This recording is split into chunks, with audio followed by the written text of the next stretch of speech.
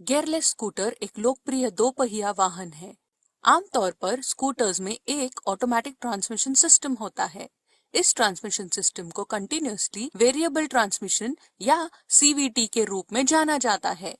हम एक सरल सेटअप का उपयोग करके सीवीटी के सिद्धांत को समझ सकते हैं। इसमें एक ड्राइवर पुली और एक ड्रिवन पुली होते हैं, जिसके डायमीटर्स परिवर्तित किए जा सकते हैं। एक वी बेल्ट इन दो पुलीज के बीच में चलता है। आरपीएम बढ़ाने के लिए ड्राइवर पुली का डायामीटर बढ़ाया जाता है और ड्रिवन पुली का डायामीटर घटाया जाता है।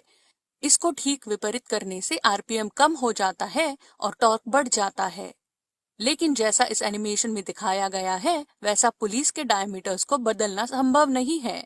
इसीलिए स्कूटर्स में विभिन्न मैकेनिज्म्स का उपयोग करके पुलिस के डायमीटर्स बदले जाते हैं। इसके लिए एक वेरिएटर असेंबली का उपयोग किया जाता है। इसमें दो कोनिकल प्लेट्स मिलके एक पुली बनता है। इन दो प्लेट्स में से एक इनपुट शाफ्ट में फिक्स्ड होता है और दूसरा अपनी एक्सिस पर स्लाइड कर सकता है। इन प्लेट्स के बीच एक वी बेल्ट चलती है। पीछे की तरफ भी दो कोनिकल प्लेट्स होते हैं, जिसके बीच बेल्ट चलती है। इनमें से एक प्लेट आउटपुट शाफ्ट के साथ फिक्स्ड होता है और दूसरा प्लेट स्लाइड कर सकता है।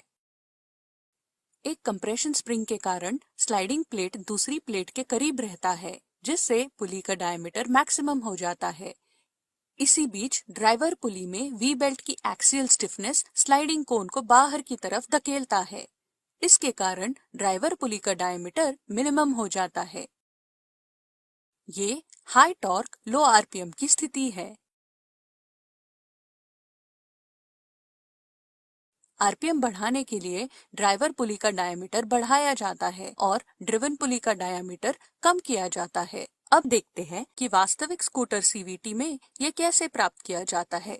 ड्राइवर पुली के स्लाइडिंग कोनिकल प्लेट के अंदर रोलर्स या स्लाइडर्स होते हैं। जब आरपीएम कम होता है, तब रोलर्स पुली के सेंटर की पास में रहते हैं। जब आरपीएम बढ़ने लगता है, तब सेंट्रीफ्यूगल फोर्स के कारण रोलर्स बाहर की तरफ स्लाइड करते हैं। वेरिएटर के पीछे की तरफ रैंप प्लेट होता है, जो इनपुट शाफ्ट में फिक्स्ड होता है। रोलर्स जब बाहर की तरफ स्लाइड करते हैं, तो कोनिकल प्लेट को धक्का देते हैं, जिससे ये प्लेट दूसरी प्लेट की करीब जाता है। कोनिकल प्लेट्स करीब आने के कारण पुली की डायमीटर बढ़ने लगती है। इस प्रोसेस को एक बार स्लो मोशन में देखते हैं।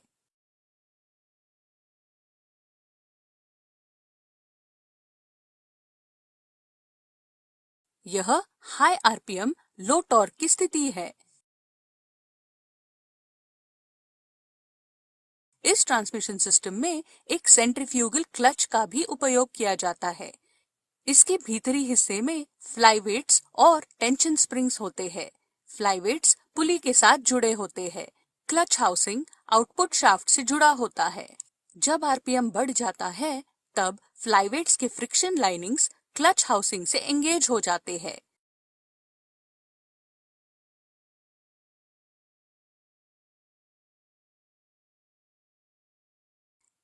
क्लच हाउसिंग गियर ट्रेन के माध्यम से स्कूटर के पहिए को घुमाता है।